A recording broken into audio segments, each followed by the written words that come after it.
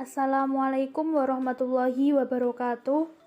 Di sini kami dari kelompok 5 akan mempresentasikan hasil review jurnal tugas kimia anorganik dengan judul jurnal Pilarisasi lempung dengan Al atau Cr sebagai adsorben minyak sisa pakai.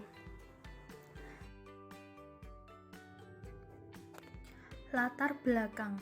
Tingginya harga minyak goreng bagi sebagian masyarakat menengah ke bawah dan kurangnya pengetahuan membuat masyarakat seringkali menggunakan minyak goreng yang telah dipakai hingga berulang kali. Penggunaan minyak goreng berulang kali akan mengakibatkan kerusakan minyak. Kerusakan utama terjadi pada minyak ditandai dengan bau tengi dan perubahan warna minyak yang menjadi lebih gelap. Untuk menekan pengaruh pemakaian minyak jelantah, perlu diadakan atau diupayakan pengelolaan minyak. Regenerasi minyak bertujuan untuk memperbaiki kualitas minyak goreng sisa pakai. Regenerasi minyak dilakukan dengan cara adsorpsi dengan modifikasi lempung lewat pilarisasi ARCR.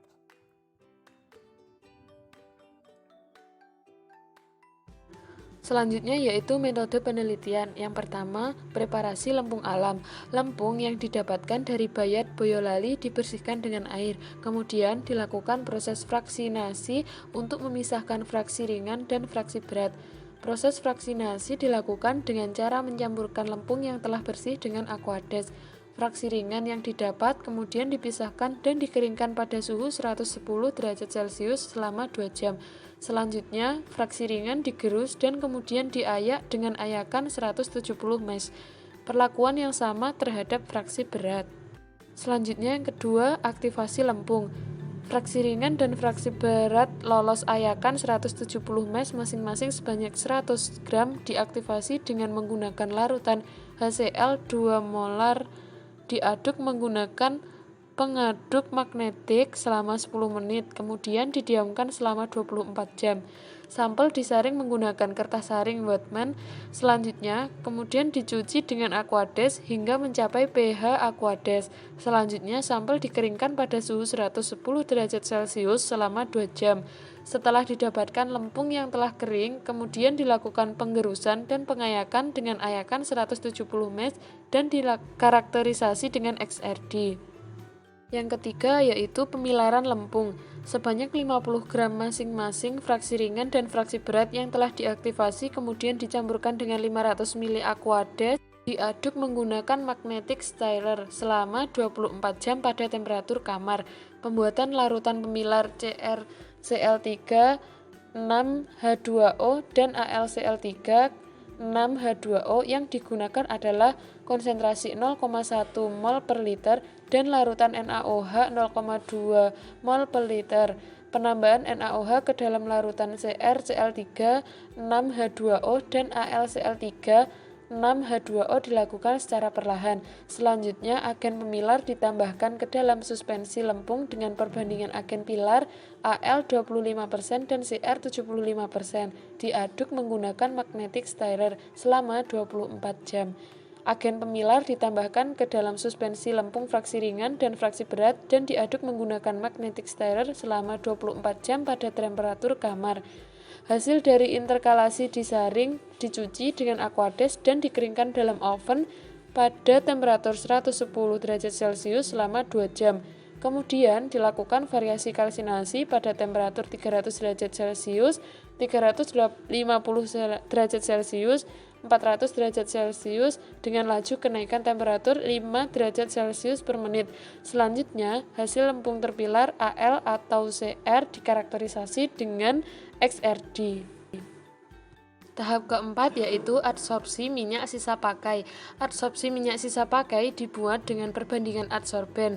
Adsorbat sebesar 2% yaitu 0,2 gram banding 10 mili. Proses adsorpsi dilakukan dengan waktu kontak adsorpsi 15 menit pada suhu hangat atau 40 derajat Celcius. Kemudian disaring menggunakan kertas saring sehingga diperoleh filtrat. Pengulangan yang sama untuk tiap suhu kalsinasi 300 derajat Celcius, 350 derajat Celcius, dan 400 derajat Celcius. Filtrat yang telah didapatkan diencerkan terlebih dahulu. Pengenceran filtrat minyak sisa pakai Dilakukan dengan kloroform dengan mengambil minyak sisa pakai 2 mili ke dalam 10 mili labu ukur, dianalisis dengan spektrofotometer UV vis pada panjang gelombang maksimum untuk menentukan suhu yang optimum. Tahap kelima yaitu penentuan bilangan peroksida. Minyak sebanyak 2 gram dimasukkan ke dalam Erlenmeyer serta ditambahkan 20 mili pelarut asam asetat glasial, kloroform, dengan perbandingan 3:2. Diaduk hingga larutan homogen. Setelah larutan homogen, ditambahkan 0,5 mili larutan Ki jenuh dan ditutup rapat sambil dikocok. Selanjutnya ditambahkan 20 mili aquades. Campuran tersebut kemudian dititrasi dengan larutan Na2S2O3 yang telah distandarisasi sampai warna kuning hampir hilang. Kemudian ditambah 0,5 mili indikator amilum 1%. Titrasi dilanjutkan sampai titik ekivalen yaitu tepat saat warna biru hilang. Volume titran dicatat. Dengan cara yang sama dibuat juga titrasi larutan blanko. Tahap yang terakhir yaitu penentuan bilangan asam. Sebanyak 2 gram minyak sisa pakai di dalam Erlenmeyer 100 mili ditambah 10 mili etanol 95%, kemudian dipanaskan menggunakan kompor listrik selama 30 menit sambil diaduk. Larutan didinginkan, kemudian ditambah indikator phenolphthalein sebanyak 3 tetes. Larutan dititrasi dengan NaOH 0,1 N yang telah distandarisasi hingga berwarna merah jambu minimal 15 detik. Selanjutnya yaitu alat dan bahan. Alat dan bahan bisa dibaca pada slide video berikut ini.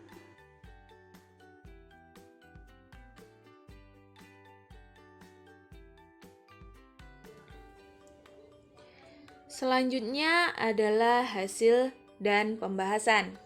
Pertama, preparasi dan aktivasi lempung. Lempung alam yang diperoleh terlebih dahulu dilakukan fraksinasi dengan aquades. Fraksinasi dilakukan berdasarkan perbedaan densitas.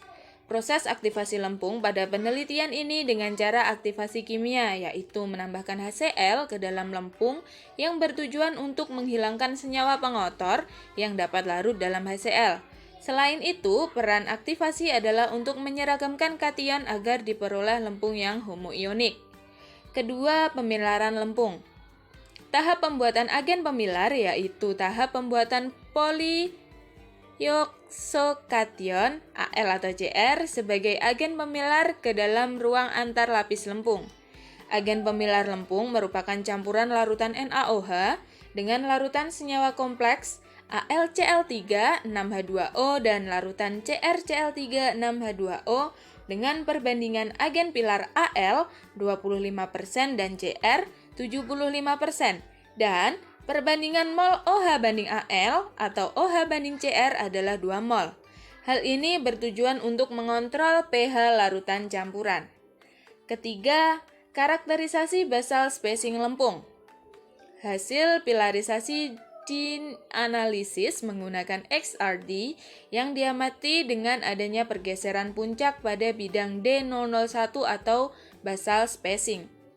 Selain itu, dari hasil analisis XRD juga dapat diketahui unsur mineral apa saja yang terdapat dalam bentonit.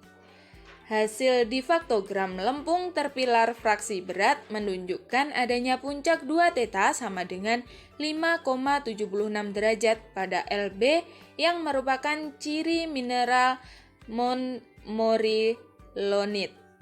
Puncak yang tajam ditunjukkan pada daerah 2 θ sama dengan 26,6 derajat yang menjadi ciri khas mineral kuarsa.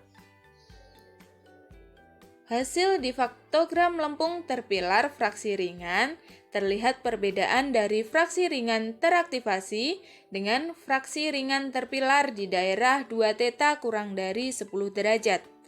Terdapat puncak 2 θ sama dengan 5,68 derajat di Lr yang merupakan ciri mineral montmorillonite. Refleksi puncak yang khas untuk montmorillonite adalah ramping. Namun, dari hasil difaktogram kedua fraksi puncak montmorillonite melebar dan intensitasnya lemah. Hal ini mengindikasikan kandungan montmorillonite yang sangat rendah dalam lempung.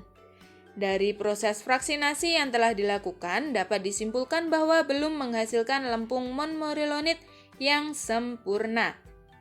Penurunan nilai basal spacing Lb terhadap Lba kemungkinan disebabkan karena kerapatan partikel lebih besar sehingga suhunya belum mencukupi untuk kalsinasi secara sempurna. Stabilitas lempung terpilar ACCR yang terbentuk dapat bertahan hingga suhu 400 derajat Celcius sehingga memberikan basal spacing yang besar. Keempat, absorpsi minyak sisa pakai. Tujuan dari absorpsi ini adalah untuk mendapatkan suhu kalsinasi terbaik dilihat dari daya serap terbesar yang akan digunakan dalam proses absorpsi selanjutnya, yaitu untuk uji kualitas minyak. Daya absorpsi lempung teraktivasi ke lempung terpilar mengalami peningkatan dari masing-masing fraksi. Kelima, kualitas minyak. Sampel minyak yang digunakan yaitu minyak bekas pakai, dan absorben adalah lempung terpilar. A. Penentuan bilangan asam.